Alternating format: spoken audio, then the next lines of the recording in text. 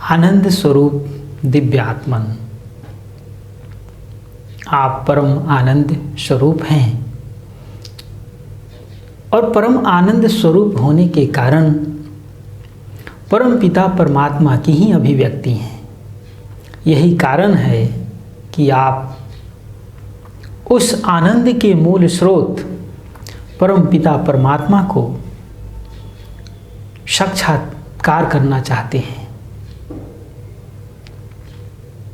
उस परम आनंद को, परम शांति को पाना चाहते हैं जो आपका मूल स्वभाव है।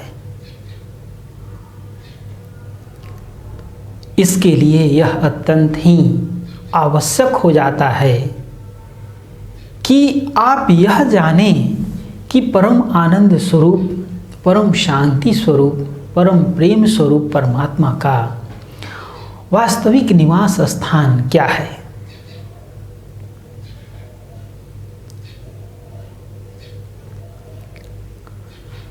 यह प्रश्न अत्यंत ही मौलिक हो जाता है, क्योंकि इस प्रश्न का उत्तर जाने बिना आप उस परम आनंद, परम शांति के मूल स्रोत तक पहुंच नहीं सकते हैं। वैसे तो ईश्वरीय निवास स्थल के रूप में दुनिया में करोड़ों स्थल बने हुए हैं। कोई कहता है ईश्वर यहाँ रहता है, कोई कहता है ईश्वर यहाँ रहता है, कोई कहता है ईश्वर वहाँ रहता है। और इसलिए आप आजीवन इधर उधर बाह्य संसार में ईश्वर की खोज में भटकते रहते हैं। लेकिन अंततः आपको निराशा ही हाथ लगती है। और जब आपको निराशा हाथ लगती है तो आप विचार करते हैं कि आखिर आपकी खोज में कहां पर कमी रह गई। क्या आपने वहां पर उसे ढूंढा जहां पर उसका वास्तविक निवास स्थल नहीं है।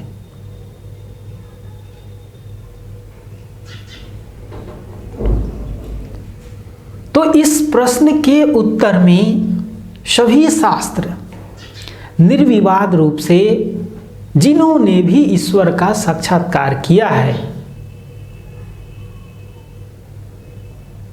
जिन्होंने भी परम आनंद को, परम शांति स्वरूप परमात्मा को पाया है, वो एक मत से स्वीकार करते हैं कि ईश्वर का जो वास्तविक शाश्वत निवास स्थल है वो बाह्य नहीं, अंदर है। वो आपके हृदय कमल में निवास करता है,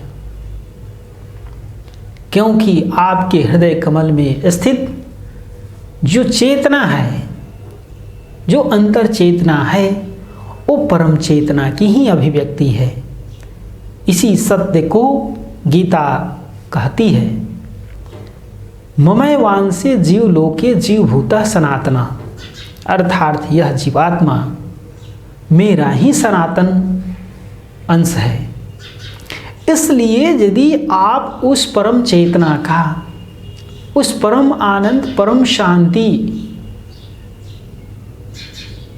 स्वरूप ईश्वरीय चेतना का साक्षात्कार करना चाहते हैं तो उसका द्वार आपकी अंतर चेतना ही हो सकती है।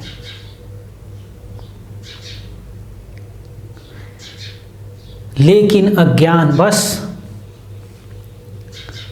कस्तूरी हृदय बसे मृग ढूंढे बनमाही की तरह हम भी आजीवन भटकते रहते हैं और अंततः हमें निराशा ही हाथ लगती है। यदि आप भी अध्यात्म मार्ग के सच्चे जिज्ञासु हैं ईश्वरीय चेतना, आत्म चेतना, परम चेतना के साक्षात्कार की सच्ची जिज्ञासा है। परम आनंद, परम शांति को पाना चाहते हैं तो आपको बाह्य जगत में कभी भी प्राप्त नहीं हो सकता, क्योंकि जिन्होंने भी परम आनंद को, परम शांति को अनुभव किया है, परम आनंद के, परम शांति के मूल स्रोत का अनुभव किया है, उसे अपने हृदय में ही किया है।